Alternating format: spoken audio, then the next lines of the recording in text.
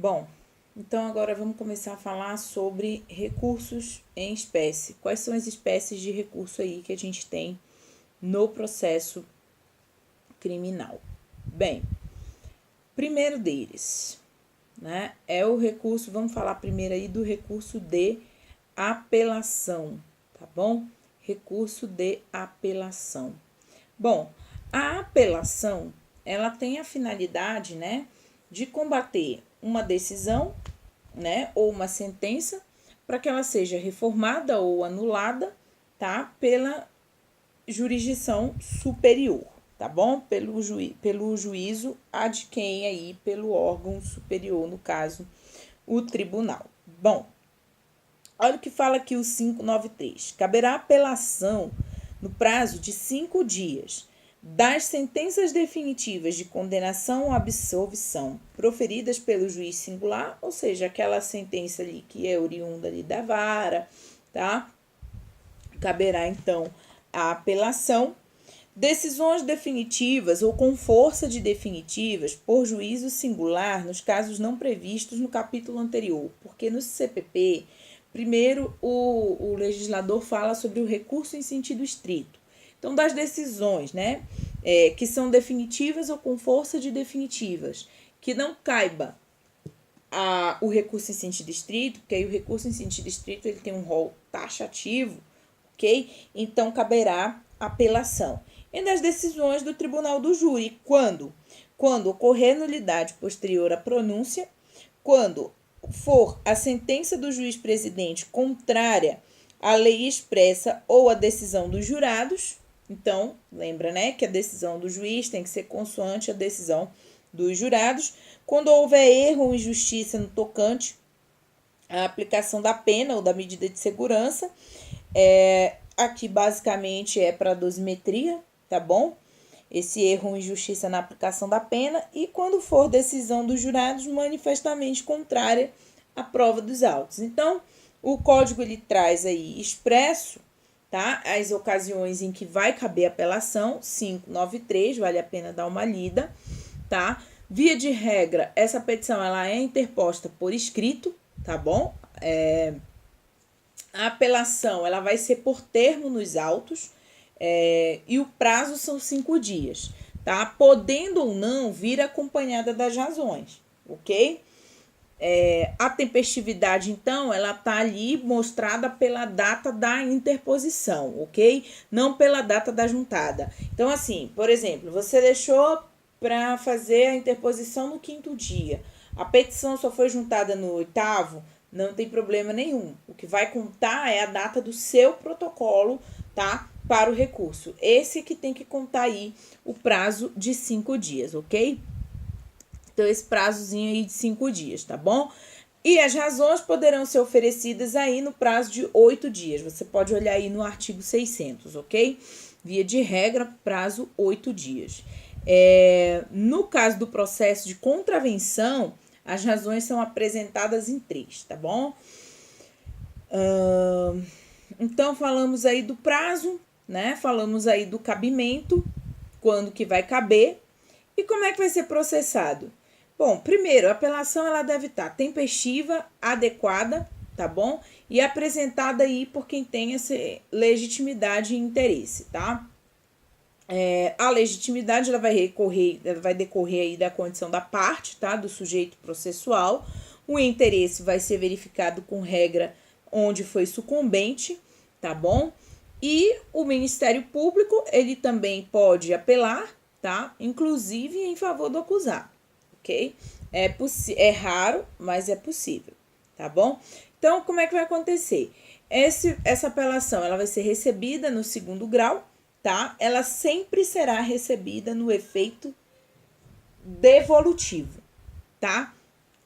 Sempre vai ser recebida no efeito devolutivo, tá? Via de regra, o efeito suspensivo, ele pode acontecer aí na sentença condenatória, tá? Na sentença absolutória imprópria, ou seja, aquela que aplica-se a medida de segurança, tá bom? Com respaldo aí no estado de inocência, tá bom? Então, é possível. A prisão que decorre da sentença condenatória, ela caiu, tá bom? De forma que, para que se tenha decretada a prisão nessa fase, deve estar ali comprovado os requisitos da prisão preventiva, tá bom? O que não deve se confundir com a execução provisória da sentença, tá bom? Embora ela possa ir, né, no ponto que não seja dado efeito suspensivo, caber aí a imposição da prisão preventiva, tá? Então, a pessoa vai continuar em prisão preventiva, vai ficar, né, em prisão preventiva, aguardando aí o início da execução, tá bom? Da pena. Em se tratando aí da sentença absolutória, propriamente dita, tá? O apelo nunca vai ter efeito suspensivo, tá bom? Porque a sentença já está sendo sentença absolutória, tá? Então, para que vai dotar a sentença de efeito suspensivo, tá bom? Não subsiste aí nenhuma cautelar imposta aí depois de declarada essa absolvição, tá bom?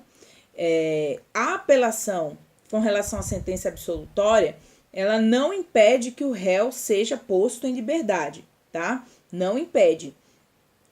Porque aí faltaria até uma legitimação, né? Para manter essa prisão, sendo que o sujeito já foi absolvido, tá? E essas razões, então, elas podem ser apresentadas aí em segunda instância, tá bom?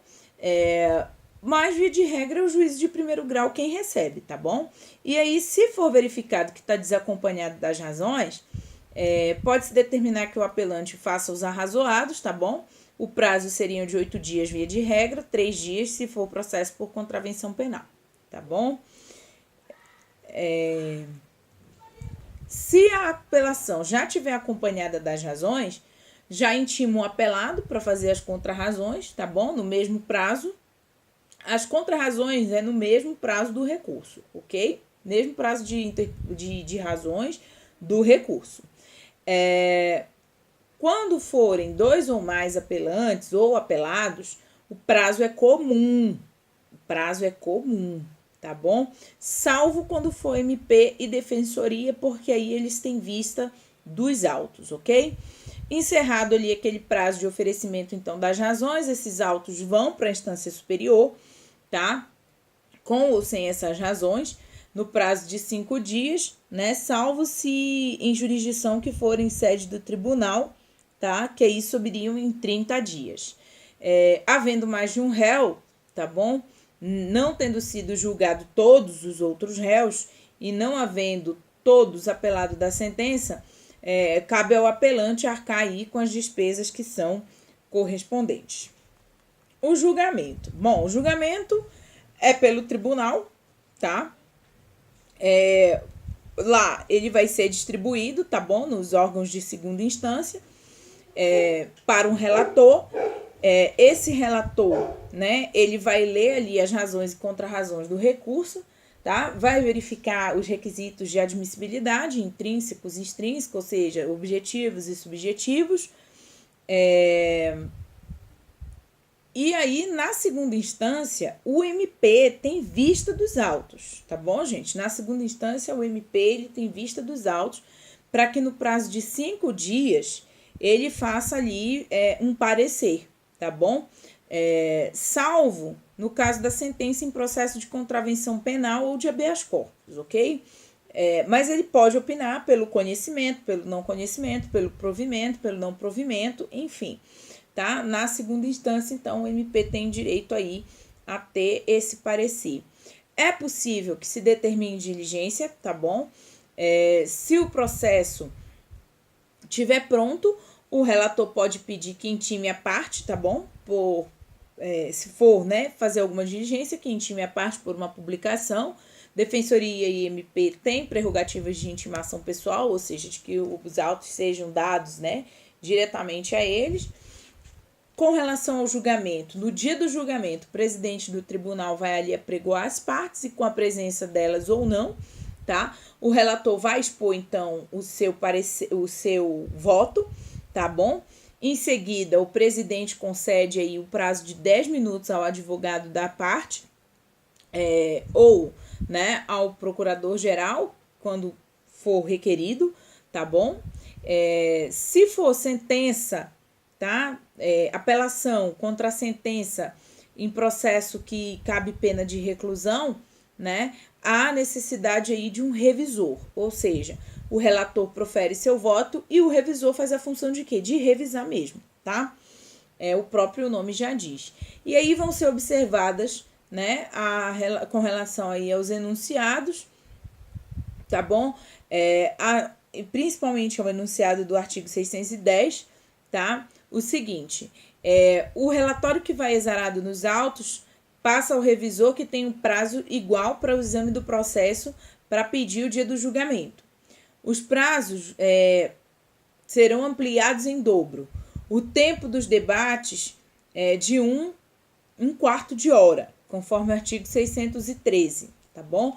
Após o debate, vai ser dada a palavra ao relator, o relator profere o seu voto, esse voto vai constar a parte dispositiva, uma conhecendo ou não do apelo, e a outra, se conhecido o apelo, vai ser provido ou não, tá bom? Se houver empate no julgamento dos recursos, o presidente do tribunal não tiver formado na votação, profere o voto de desempate.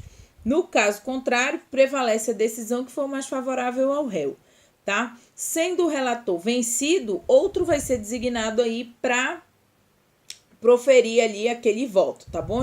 E isso é feito em regra por quem abriu a divergência. Não existe aplicação aqui, tá, gente, de mutatio libelli em segunda instância, tá bom? A mutatio acontece ainda na primeira instância, porque é necessário o quê? Abrir prazo para manifestação da acusação e em seguida para manifestação da defesa. É por isso que não se faz mutatio libelli em segunda instância, ok? E aí, né, sabendo que não se faz a mutatio, então, na segunda instância, ok?